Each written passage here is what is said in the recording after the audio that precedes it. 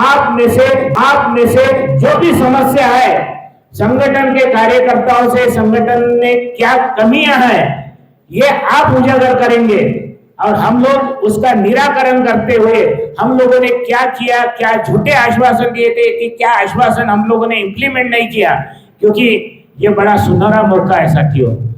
सत्ता पक्ष और विपक्ष पक्ष जो साल भर को हम लोग 3 साल से एकता है, क्या साथियों नंबर 1 का कोई महासचिव यूनियन छोड़ सकता है? अगर छोड़ता है तो जरूर उसमें कुछ न कुछ भ्रष्टाचार का करप्शन हुआ है। उसका उदाहरण भी आज हमारे फ्रांसिस दारा जो आपको देंगे। और इसीलिए मैं आप लोगों से निवेदन करता हूं कि हम लोग इस सभा को थोड़ा पीछे लेते हुए पहले चर्चा सत्र शुरू करेंगे, उसके बाद सभा करेंगे।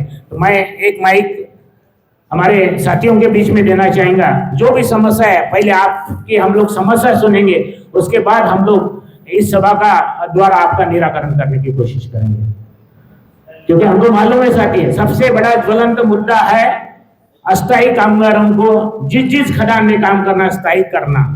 दूसरा मुद्दा बीच में आके गुमराह करने की कोशिश किया था कि 1:7 जो वेकोली में कहीं भी नहीं है, ऐसा बल्लारपुर में बहुत अच्छा सा निर्णय लेके चल रहे हैं। क्योंकि मजदूर भाई दुनिया के मजदूर जब एक नारा देते थे, अगर कुछ कमियां रह गई थी उसको समानता लाने के लिए यहाँ पे निर्णय हुआ था, और ये समानता लाने के लिए निर्णय पूरे क्षेत्रीय केसीसी था, लेकिन आज उसमें वो अपने जिम्मेदारी से भाग रहे। उसका भी क्या है स्पष्टीकरण हम लोग देंगे। तो सबसे पहले मैं आप लोगों से निवेदन करता हूँ कि जो भी समस्या है आप लोग हमको बताएंगे, अब हम लोग आगे बढ़ेंगे साथियों। धन्यवाद। बताते वक्त जो भी साथी खड़ा रहेगा, आप अपना नाम बताएंगे, माइन बताएंगे और समस्या बताएंगे। एरिया हॉस्पिटल से बोल रहा हूँ। हमारे एक साथी है, मेरा नाम गजानन दकात है। हमारे एक साथी है, मतलब हमारे कार्यकर्ता है यशवंत पिंपलकर। उनका एक्सरे असिस्टेंट करके काम कर रहे हैं लास्ट 28 साल से, 27-28 साल से। पिछले 3 साल से वैकेंसी भी आ रही है एज ए ग्रेड डी में, लेकिन मैनेजमेंट उनको प्रमोशन ही नहीं कर रही है। उसके बाद डी ग्रेड का वैकेंसी आने के बावजूद भी कुछ ना कुछ बहाना बनाकर उनको प्रमोशन नहीं किया जा रहा है। हमारे साथी कॉमरेड जुबाका जी ने काफ़ी प्रयास किया, बार पर्सनल मैनेजर से भी बात किया, लेकिन कुछ ना कुछ बहाना हम हेडक्वार्टर भेज रहे, ये कर रहे, वो कर रहे, और उनका प्रमोशन नहीं हो रहा।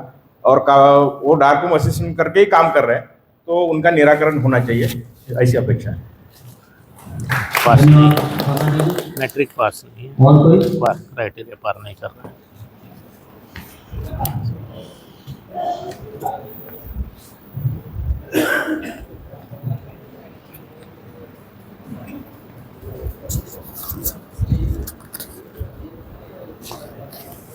बल्लारपुर क्षेत्र का अध्यक्ष हूँ मैं, संतोष बड़केलवार। बल्लारपुर क्षेत्र में एक बहुत ही बड़ी समस्या है। बल्लारपुर क्षेत्र में हमारे बल्लारपुर डिस्पेंसरी में जो भोमड़ कारोबार हो रहा है, उसके प्रति मैं आपको थोड़ा अवगत कराना चाहता हूँ। बल्लारपुर डिस्पेंसरी में इमरजेंसी के समय कोई भी इक्विपमेंट, दवाई या ईसीजी या इंजेक्शन, जैसे हार्ट के लिए हो या किसी पैरालिसिस पेशेंट के लिए हो या किसी के लिए हो, इमरजेंसी के लिए सुविधाएं वहाँ पे है ही नहीं। और वहाँ पे इमरजेंसी अगर कोई पेशेंट जाता है, हाल ही में हमारे बल्लारपुर कॉलेज यार्ड फॉरबिट्स के हमारा साथी कामगार, वो 13 तारीख को उसको ड्यूटी पर कार्य करते समय उसको अटैक आया। अटैक आने के बाद उसको समय पे डिस्पेंसरी में लेके जाया गया, लेकिन वहां पे उसको साधारण एक इंजेक्शन और एक गोली तक के अवेलेबल नहीं थी।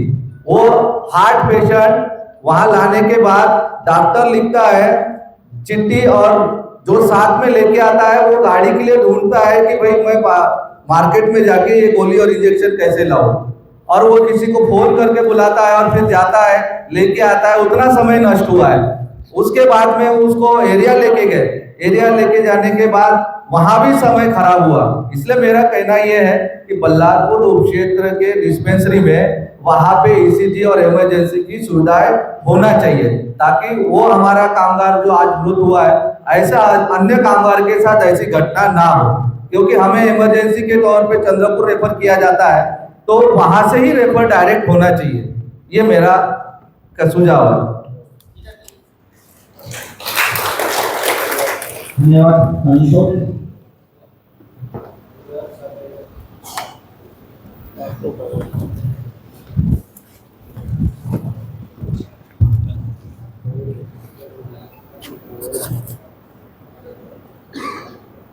मैं तुलसीराम जी विरोधकर पोहनी माइंस पे इलेक्ट्रिशियन पद पर हूँ। गौरी पोहनी एक्सपेंशन माइंस में जितने भी कार्यरत लोग हैं और सुबह आने जाने वाले लोगों को इतना तकलीफ है कि रोड पर गाड़ी खड़ी रहती है। पोहनी माइन से लेके चेक पोस्ट नंबर 3 तक इतना डस्ट है, और वो डस्ट के किनारे में रोड सेल की गाड़ी पूरी रोड में लगी रहती है। आने जाने में इतना तकलीफ है, वो गाड़ी अगर रोड से बाजू में उसकी जगह अगर कर दिए तो एक्सीडेंट होने का जो सिलसिला है वो कम हो जाएगा। बहुत सारे लोग गिरे हैं गाड़ी से लेके, तो उसके बारे में थोड़ा सा करिए।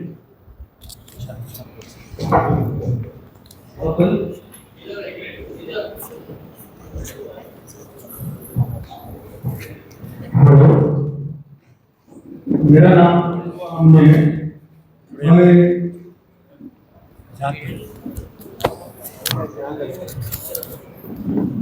मैं शास्त्री ओपन कास्ट में लोन बेस पे काम करता हूँ। हर यूनियन के बड़े बड़े नेता आके पिछले साल हमको बताए कि तुम्हारा काम 2 महीने में, 3 महीने में या 6 महीने में हो जाएगा, हो जाएगा, हो जाएगा। ऐसा करते करते पूरा 1 साल बीत गया वही लोन बेस को परमानेंट करने का। हो जाएगा करके ऐसे पिछले 1 साल से वैसे ही हो रहा। हमारे वर्कर पिछले 5 साल से, कोई 6 साल से अस्थायी तौर पे काम कर रहे। उनको ना कोई बेनिफिट मिल रहा, उनका प्रमोशन से वंचित है। वो लोग प्रमोशन से वंचित है, उसके कारण उनका प्रमोशन नहीं हो रहा। इधर गए तो इधर कुछ सुविधा नहीं मिल रही बराबर। सभी नेता आके बोल रहे कि हो जाएगा। ऐसा कब तक चलेगा और इसका कब तक काम पूरा हो जाएगा, इसका थोड़ा बताइए। हर संगठन के बड़े मंत्री आके, नेता लोग आके लोन बेस के लिए आश्वासन देके गए हैं, और हमारे लोन बेस का प्रॉब्लम कब सॉल्व है ये बड़ू आमिर ने कहा है। इसके बाद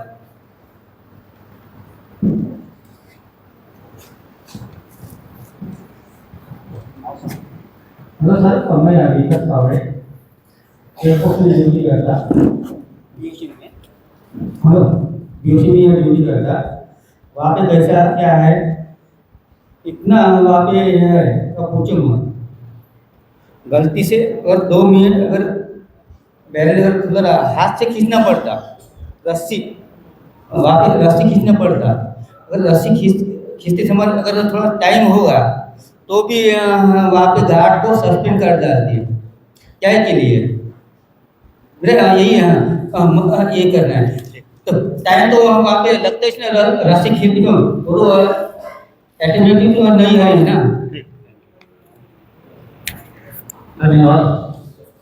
और कोई?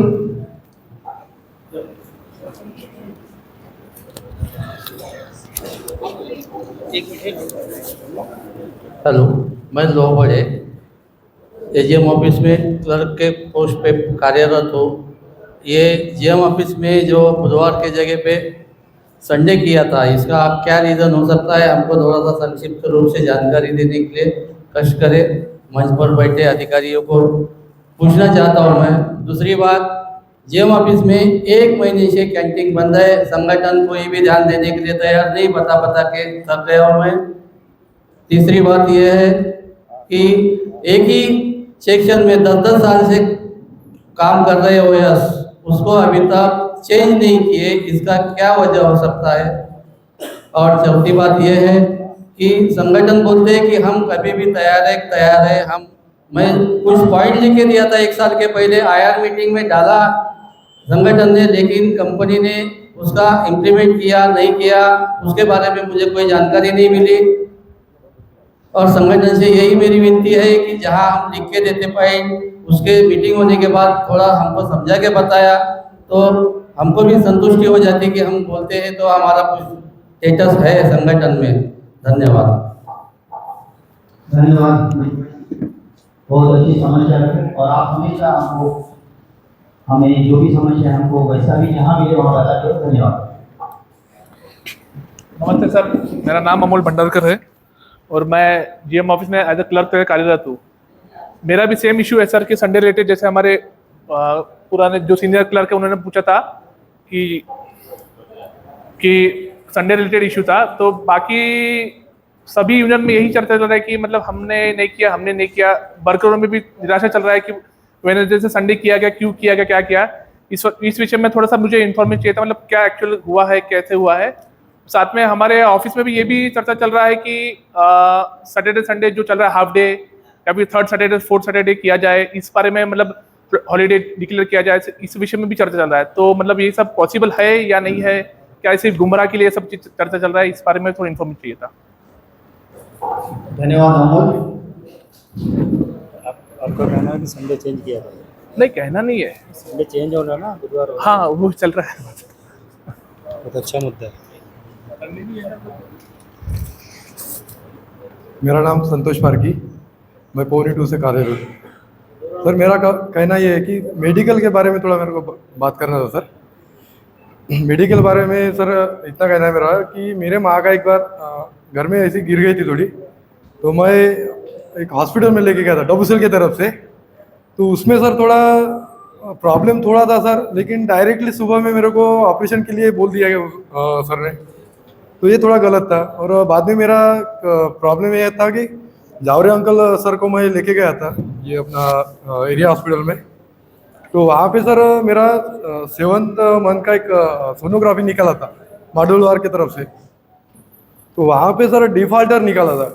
तो मैं इतना डर गया था सर कि 7th मंथ में मेरे को बोला डॉक्टर ने कुबेर हॉस्पिटल में कि तुमको अभी सीजर करना पड़ता बीच। तो ये बहुत बड़ी बात थी सर मेरे लिए। तो फिर बाद में मेन प्रॉब्लम सर इसमें कि डीऑक्सीजन नहीं हो रहा कि लड़के का थोड़ा प्रॉब्लम आएगा करके वो बोल रहे थे। तो मैं बोला कि वो बोल रहे थे कि मेरे को हर हफ्ते में आपको एक वीकली में सोनोग्राफी निकलना पड़ता, लेकिन हम इतना डर गए थे कि उससे ऊपर कोई ना कोई तो भी एक राय दीजिए करके बोले थे। तो संगठन से यही बात करना है मेरे को कि ये जो चल रहा है सर डबूसेल में मेडिकल के बारे में बहुत गलत चल रहा है सर ये, क्योंकि हम अपने को बोल रहे हैं कि माडुलर की तरह अपने को सोनोग्राफी निकालना है, लेकिन वही सही तरीके से सोनोग्राफी अपने को मिल रही नहीं सर। बस यही करना है मेरे। धन्यवाद सर। इसका प्रॉब्लम है कि 2 जगह सोनोग्राफी निकाले, दोनों में एक में डिफॉल्ट लगाया, इसके बाद कौन बोलना चाहेगा? एक लाइन में बोलो, कौन सी लाइन बोलो, जो मुद्दा है वो। कॉमरेड सबको लाल सलाम, मैं पंकज रानी शास्त्री सभा प्रेसिडेंट। कॉमरेड कल जो प्रोग्राम हुआ गौरी पौनी चौपल का, उसमें एक उन्होंने बोला है जो भी आए थे बड़े नेता एचएमएस से कि जो लोन बेस वाले का हमारे एरिया में सबसे बड़ा मुद्दा है लोन बेस का। उन्होंने बोला है कि लोन बेस का जो परमानेंट नहीं हो रहे लोग, उसमें कॉमरेड जोसेफ ने मना किया करके ऐसी बात हुई है कि जो सीएमडी के साथ मीटिंग हुआ था उसमें बोला गया है कि लोन बेस पे जो लोग निकले हैं उसमें बहुत बड़ा भ्रष्टाचार हुआ है। वो लोग जहाँ से आए हैं, जिस खदान से आए हैं, उनको भूमिगत खदान ही दिया जाए, ऐसा कल के बारे में पता चला है हमको कि लोन बेस वाले का सबसे बड़ा मुद्दा है हमारे एरिया में कॉमरेड। और जो अफवाह फैल रही है, अभी मेंबरशिप का टाइम है कॉमरेड, जो अफवाह अभी चल रही है कि हाईटेक संगठन ने इसका विरोध किया लोन बेस को परमानेंट करने के लिए, इसके बारे में आप थोड़ा बताइए।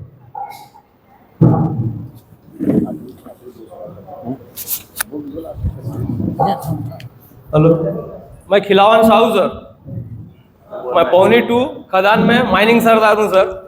ये 1/7 सर लागू किए हैं, लेकिन 1/7 लागू किए वो ठीक है सर, लेकिन जो अभी क्या कहते हैं संडे बारिश की वजह से कट रहा सर, उसके बारे में जानकारी चाहिए।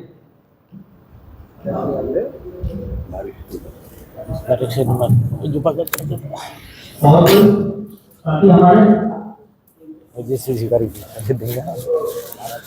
आज मौका है जो बोलने का, कल शिकायत नहीं सर ENT स्पेशलिस्ट जो डॉक्टर सदानंद पाटिल है, तो अपन यहाँ से जब रेफर होता है आदमी तो वहाँ 10 बजे तक सवेरे पहुँचते हैं, तो वो बोलता है कि 3 के बाद ये करो, मतलब एम्प्लॉय जो है जो रेफर वाला आता है 3 के बाद, लेकिन सवेरे जाने वाला आदमी फिर 3 बजे के बाद भी मतलब 4-5 घंटे वेटिंग कर पहले प्राइवेट वाला लेगा फिर एम्प्लॉइज वाला लेगा, एम्प्लॉइज वाला भी पे करेगा ना सर पैसे। ये लोग तो प्रचार आपका कहना है कि वो और दूसरी बात यह है पौनी 2 में यहाँ से गौरी माइन से जाकर पौनी तक इतना डस्ट एरिया, इतना पूरा 100 डिग्री पूरा 100% वहाँ डस्ट रहता है सर, मतलब डबल लाइन और ट्रक का डबल लाइन लेता है, सिंगल लाइन तो रहती है लेकिन डबल लाइन भी रहती है, मतलब 2 व्हीलर वाला आना जाना नहीं कर पाता है। और दूसरी बात है वहाँ ना कैंटीन है, अभी बरसात में सर बिल्कुल जगह भी नहीं है कहाँ गाड़ी रखे, और पूरे RC के सामने गाड़ी घुसड़ती जा रही है, तो इसका थोड़ा ध्यान रहे।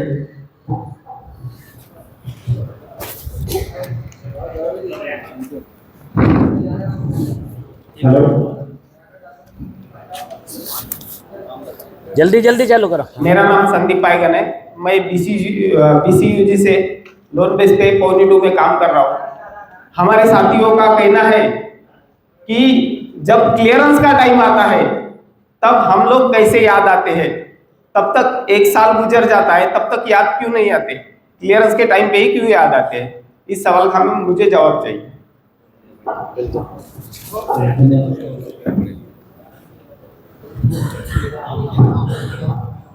हॅलो सर, माझं नाव सत्यपाल गोपाटे सर.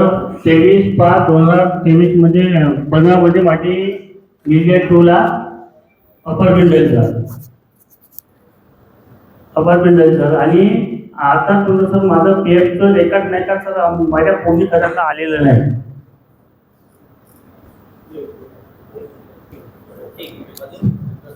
झालं हो, देऊन द्या माईक.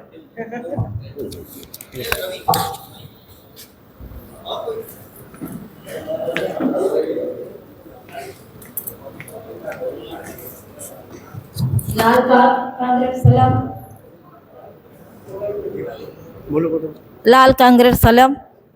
मैं BSM वर्कशॉप से बात कर रही हूँ. पहले BSM वर्कशॉप में पहले रोड अच्छा नहीं था, अभी सर लोगों को बोल से वो रोड अच्छा बनाए. और अब सवेरे आप इसके उपक्षेत्र के कार्यालय में वहाँ ट्रका कड़ी रहती थी रोड, तो बोल के वो रोड उनके लिए मैं बोलती हूँ एक जगह बनाओ उनके लिए, ट्रक के लिए अलग से अलग एक ट्रक, यानी रोड में गाड़ी जाने के लिए दिक्कत होती सर, वहाँ रोड के लिए फिर हम सर से मैं बात की थी, सर को बोली थी कि रोड के लिए जगह बनाओ, बोले तो फिर अभी ट्रक हटाना कोशिश की है, ट्रक हटा रहे सर, ये हो गए सर.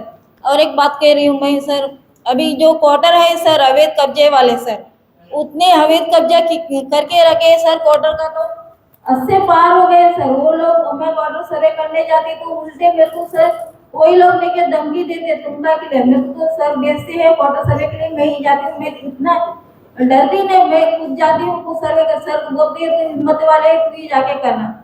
मेरे कहने का मतलब है सर वो अवैध कब्जा किए वाले हैं, उनको जल्दी से जल्दी हटाने की कोशिश करो आप लोग. मैं इतना करके दूसरे तो अपना खत्म.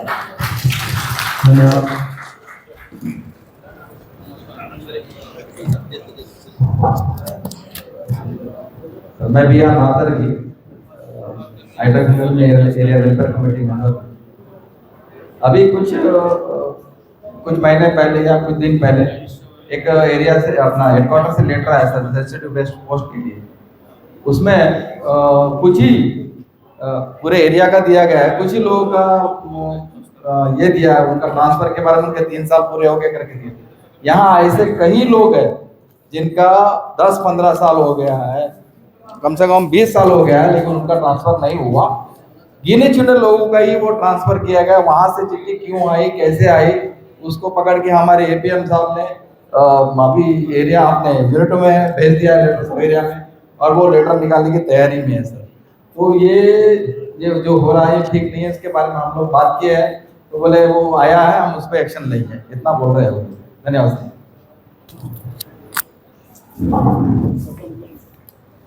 हेलो,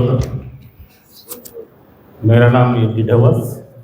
मैं वेलफेयर संबंधित जो दवाखाने में जो सैंक्शन लेते हैं, एक सैंक्शन में कम से कम 2 बार देना चाहिए, क्योंकि क्या होता है सैंक्शन लाने के बाद तुरंत जैसा ऑपरेशन हुआ है 2 दिन के बाद 3 दिन के बाद बुलाता है, तो सैंक्शन लेके दोबारा सैंक्शन लेके जाना कठिन है। इसलिए एक सैंक्शन पे, जैसा कि पहले चलता था, एक सैंक्शन पे 2 बार जाते थे, लेकिन अभी बंद करने से वो थोड़ा सा प्रॉब्लम आ रहा है।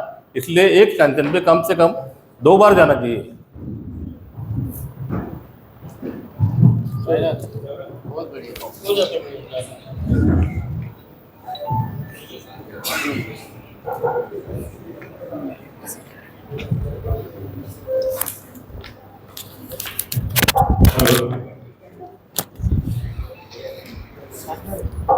मैं पंकज मिश्रा, माइनिंग सरदार, पौनी टू OCM से।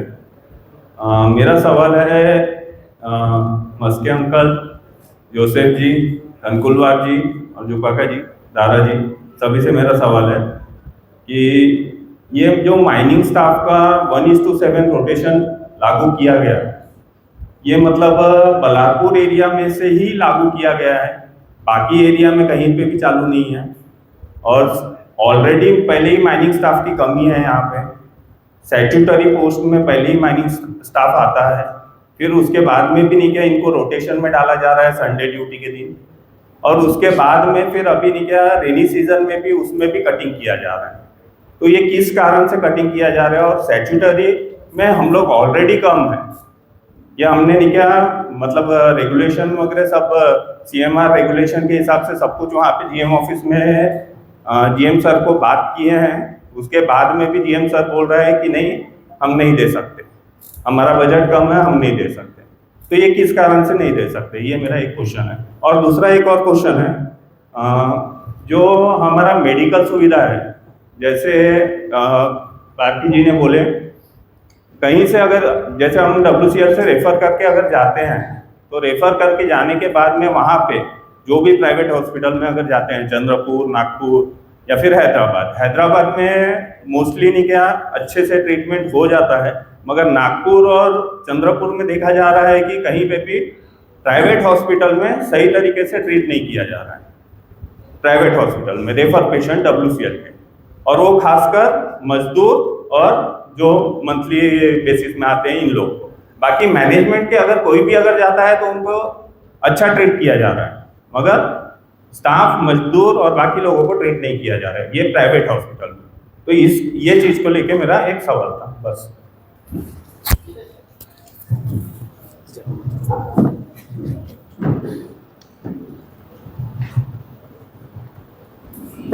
हेलो, मेरा नाम कृष्णा निकट है, शासकीय प्रकाश में लाभ में काम करता हूँ। हाथ में ले लेता ना। मेरा ये सवाल है, एक्चुअली मेरा ट्रांसफ़र अप्रैल में हुआ था गौरी टीम से शासकीय प्रकाश। जो LPC है वो सिस्टम थ्रू जाना चाहिए, लेकिन वो मुझे बोलते हैं कि हाथ बाय हैंड लेके आओ। ये मैंने देखा है कि बहुत से जब भी ट्रांसफ़र होता है कि बाय हैंड ही लेके जाना पड़ता है उसको। और दूसरा जो अपना CMPF है उसका थोड़ा ऑनलाइन पोर्टल पे ऐसा कुछ दिखना चाहिए, अपडेट होना चाहिए, मुझे ऐसा लगता है। अगर हमको कुछ देखना हो तो ऑनलाइन ही दिखना चाहिए, अभी सिस्टम अपडेट हो रहा है। और एक है जो मुझे थोड़ा सा लगा, मैंने अभी रिसेंट में यूनियन के मीटिंग अटेंड करना चालू किया था, लेकिन मीटिंग का अटेंड टाइमिंग जो है 6 बजे का बताते हैं, 6 बजे अरेंज होती है, लेकिन वो मीटिंग बहुत लेट चालू होती है। तो टाइम का थोड़ा पंक्चुअलिटी होना चाहिए। उससे क्या होता है, जो नया कैंडिडेट मीटिंग में अटेंड होना चाहता है वो ऑन टाइम आता है, और बाकी के जो मेन कैंडिडेट्स है वो लेट आते हैं और लेट मीटिंग चालू होती है, तो हम डिसअपॉइंटेड फील होता है। जैसे अभी टाइमिंग 4 बजे का रिटायरमेंट वालों का जो कार्ड है ना, कैशलेस दिया गया। और सर वो और एक है कि जो रिटायरमेंट हो रहे लोग, उनका जो मेडिकल कार्ड है वो कैशलेस होना चाहिए, ऐसा मेरा सुझाव है। बस यही है, थैंक यू।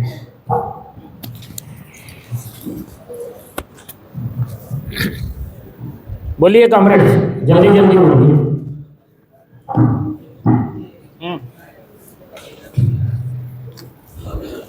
सर मेरा नाम मोहम्मद खान है।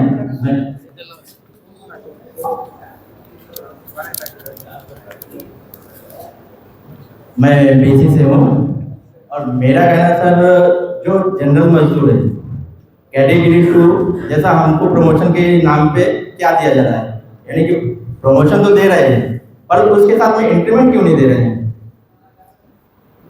और दूसरी बात यह है सर कि जो डिस्पेंसरी है बल्लारपुर की वहाँ डॉक्टर ही 11 बजे आते हैं तो पेशेंट को वो लोग देखेंगे कब।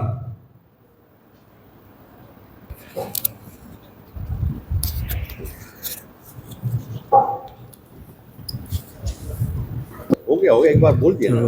नमस्कार। अभी आपने देखा टेक यूनियन का जो कार्यकर्ता सम्मेलन यहाँ पे चर्चा सत्र था और यहाँ पे काफ़ी सारे सवाल है, अभी जवाब देंगे। बहुत बहुत धन्यवाद साथियों। जिस उद्देश्य को लेकर अपने संगठन के कार्य पद्धति में जो कमियां हमारे कार्यकर्ता द्वारा रहती है, जिसको हम हमारे नज़र से कामगारों की एक्चुअल क्या समस्या है उसमें कहीं ना कहीं हमारे कामगार भाई और हमारे कार्यकर्ताओं के बीच में जो एक गैप है उसको आपने जो उजागर किया है, इसलिए मैं आपको बहुत बहुत संयुक्त खदान मजदूर संघ की ओर से आपको धन्यवाद देना चाहता हूँ। और साथियों, आपके सभी सूचनाओं का स्वागत करते हुए मैं आगे की सभा बढ़ाने के लिए जावरे जी से अनुरोध करता हूँ। सर, चर्चा सत्र में जो आज आप सभी मजदूरों से जो विषय के बारे में बोला उसके लिए थोड़ा स्पष्ट जानकारी दीजिए। सबसे पहले मैं यही करूँगा कि इस चर्चा सत्र के माध्यम से कामगारों में प्रत्यक्ष रूप से खदानों में जो काम करते हैं उनकी समस्या जब तक हम लोग नहीं जानेंगे, हमको ट्रेड यूनियन चलाने का अधिकार नहीं होना चाहिए। इस पक्ष के हम लोग AITOC वाले हैं, क्योंकि बहुत सारे मजदूरों की आवाज़ दबाने वाले संगठन यहाँ पे मौजूद होने के कारण हमको मजदूरों के बीच में जाकर उनकी समस्याओं को निराकरण करते हुए उनके समस्याओं को हम लोग अपनी समस्याओं को स्वीकार करने का क्षमता रखते हैं साथियों। दूसरा सवाल यही था सर कि अभी तो मेंबरशिप है और मेंबरशिप के समय जैसे लोगों का रहता है कि यार मेंबरशिप है और नेता लोग आते हैं, तो आपका एक यहाँ बल्लारपुर एरिया चंद्रपुर एरिया के लिए इवन WCL और हमारा ये तो चैनल वैसे ऑल इंडिया CIL लेवल का है, तो सभी के लिए एक संदेश क्या रहेगा, आप मजदूरों के लिए क्या करने वाले हैं? मेरा इस माध्यम से द्वारा यही संदेश है कि मेंबर ये बाइंडिंग नहीं होना चाहिए, क्योंकि ये मजदूरों का अधिकार है कि अपना जहाँ जो यूनियन मजदूरों के भला करने के बारे में सोचेंगे उस संगठन की सदस्यता ग्रहण करना चाहिए। बहुत सारे इसमें गैर जिम्मेदाराना और गैर तत्व मेंबरशिप में होते हैं, जिसका मैं पुरजोर विरोध करता हूँ और ये अधिकार मजदूरों को देता हूँ कि आप अपने सही संगठन चुनने का क्षमता रखें। Thank you sir. आपका न्यूज़ डाला था मैंने, हो गया 5 से 6 हजार लोग देखते। एक आ गया सर, एक थोड़ा शूट करना तो इधर से लेना, आप इधर से लीजिए, मैं इधर से। हाँ, तो नमस्कार, मैं लोकतंत्र और CIL न्यूज़ चैनल की तरफ से धर्मेंद्र सिंह। अभी यहाँ पे कार्यकर्ता सम्मेलन हुआ है जो ये आईटेक संगठन का, और यहाँ पे काफ़ी विस्तार पूर्वक इन्होंने बताया कि कार्यकर्ताओं के कामगारों के लिए क्या करने वाले हैं, और कामगारों से भी मेरी अपेक्षा है कि आप लोग योग्य जो आने वाला समय है जो चुनाव का, सही संगठन को चुनिए, लोगों के लुभावने उसमें मत जाइए। आप सुनिए, आपने सुना इनका, आपके उसमें अपलोड करूँगा। और मैं भी यहाँ पे हमारे जोसेफ साहब से जानना चाहूँगा कि सर जो यहाँ पे बहुत सारे लोगों ने सवाल किया, जैसे आपने चर्चा सत्र रखा था तो उसमें बहुत सारे जो सवाल थे तो वो कब तक, उनकी उम्मीदें क्या है, कब तक पूरे हो सकते हैं? देखिए, इसमें कुछ जो उनके जो उम्मीदें हैं वो निरंतर चलने वाली प्रक्रिया है, और कुछ चीज़ें जैसे मेडिकल की फैसिलिटी है उसमें प्रबंधन के साथ उसमें साझेदारी करनी होगी। जो सुविधा उनको मिल रही थी उसमें थोड़ा सा बदलाव आया है, तो उसको हम लोग हमारे संज्ञान में आया है, उसको हम लोग उसके ऊपर एक्शन लेंगे। और प्रबंधन से हमने ऑलरेडी इसके ऊपर में चर्चा शुरू कर दी है। अब क्योंकि ये मेंबरशिप ड्राइव का पीरियड है, इसलिए जैसे आम चुनावों में जिस प्रकार का एक ये रहता है कोड ऑफ कंडक्ट रहता है, तो जब तक कि ये चेक ऑफ का पीरियड ख़त्म नहीं होता है तब तक कि कोई नई नीतिगत फैसला प्रबंधन नहीं ले सकता है, ताकि उसका प्रभाव जो है किसी एक पर्टिकुलर यूनियन को उसकी सदस्यता में मिले। तो इसके ऊपर में फैसला हो जाएगा, क्योंकि ये चेक ऑफ जो है ख़त्म होगा 13 सितंबर तक के। उसके बाद में इसके ऊपर में, और जहाँ तक कि सिर्फ मेंबरशिप के समय ही नहीं, हम लोग के जो यूनियंस हैं हर एरिया में, वो हर महीने अपनी मीटिंग्स करते हैं, और जो मीटिंग के बाद में कामगारों के जो सवाल है उसको लेके कंपनी लेवल पर हम लोग इंडस्ट्रियल रिलेशंस की मीटिंग करते हैं, जो और उसमें कई मुद्दे सुलझ जाते हैं। जो नहीं सुलझते उससे ऊपर वाले अधिकारी CMD लेवल पे जाते हैं, और जहाँ पर उसको मना कर देते उसको जो लीगल एस्पेक्ट्स है लीगल वे में उसको प्रोसीड करते हैं। एक सर, एक सवाल था कि CMPF का जो है काफ़ी ज़्यादा ज्वलंत मुद्दा है, और सभी यूनियनों के साथ वो चर्चा लोग करते हैं, और सभी को जो कामगार है हमारा सभी को बोलता है। तो आपके हिसाब से कब तक वो ऑनलाइन होगा और कब तक ये खत्म जैसा कि मैंने अपनी स्पीच में कहा था, जैसे अपने उसमें बहुत बड़ा हर्डल है वहाँ के जो एम्प्लॉइज हैं, जो नहीं चाहते हैं कि ये हो करके, बट मिनिस्ट्री और सेक्रेटरी कोल इसके लिए पीछे, क्योंकि वो कोल इंडिया का अंग नहीं है। CMPF कोल इंडिया का अंग नहीं है, वो इंडिपेंडेंट एजेंसी है, इंडिपेंडेंट है। तो उनका कहना है कि मार्च 2025 तक के ये टोटल ऑनलाइन हो जाएगा। ये अभी जो 16 तारीख की मीटिंग में उन्होंने उसके बारे में सूचना दी और जानकारी दी। थैंक यू सर, आप हमारे साथ जुड़े। आपने सुना जोसेफ साहब को, ये काफ़ी अनुभवी हैं, कामगारों के बीच हमेशा मैदान में रहते हैं, समस्या सुलझाते हैं, और आपने इनको अभी लाइव टेलीकास्ट पे सुना, और आप खुद सुनिए, उसके बाद चयन करिए आगे क्या करना है। धन्यवाद, अब हमारे चैनल के साथ जुड़े। Thank you. अभी आपसे भी कुछ तो चलो, तो नमस्कार साथियों, अभी मैं आपका परिचय कराने वाला हूँ हमारे दारा साहब। वो काफ़ी सालों तक HMS यूनियन में रहे, तो मैं उनसे जानना चाहूँगा कि सवाल थोड़ा सा ज्वलंत है, उनसे जानना चाहूँगा कैसी हाईटेक यूनियन, कैसी कौन सी नीति आपको पसंद आई कि आपने हाईटेक यूनियन ही क्यों चुना? ऐसा है, इस मुद्दे पे माननीय जोसेफ साहब आज नहीं बोले, लेकिन मैं इसको विधि का विधान मानता हूँ कि मैंने शुरुआत तो इंटेक से की, फिर सिद्धांतिक मतभेद हुए तो मैं HMS में आया। HMS में भी मेरे सिद्धांतिक मतभेद हुए, तो घूम फिर के मैं आइडियोलॉजिकली जहाँ पर मेरी फ्रीक्वेंसी मैच होती है मैं वहीं पर आ गया, क्योंकि एक पढ़े लिखे समझदार और एक्सपीरियंस्ड आदमी के साथ में काम करने का अवसर मुझे मिला, और मुझे लगा कि यहाँ पर मेरी फ्रीक्वेंसी मैच होती है, क्योंकि मैं भी कलम और इस पे ज़्यादा विश्वास रखता हूँ। तो मेरे पिताजी भी हाईटेक में पदाधिकारी रहे। मुझे कुछ साल पहले ही किसी ने बोला कि आप अपने घर वापस क्यों नहीं आते, तो आप ये समझ जाइए कि इस विधि को इस ईश्वर ने ही मुझे प्रदान किया है कि मैं अपने घर वापस आऊँ। तो मैं आज हाईटेक में इसलिए। कैसा महसूस कर रहे हैं आप? HMS में इतने दिन काम किया और हाईटेक में आए, तो दोनों के बीच में आपको क्या लग रहा है? प्रणालियों का फर्क रहता है, वहाँ अलग प्रणाली है, लेकिन यहाँ पर बहुत ही लोकतांत्रिक प्रणाली है।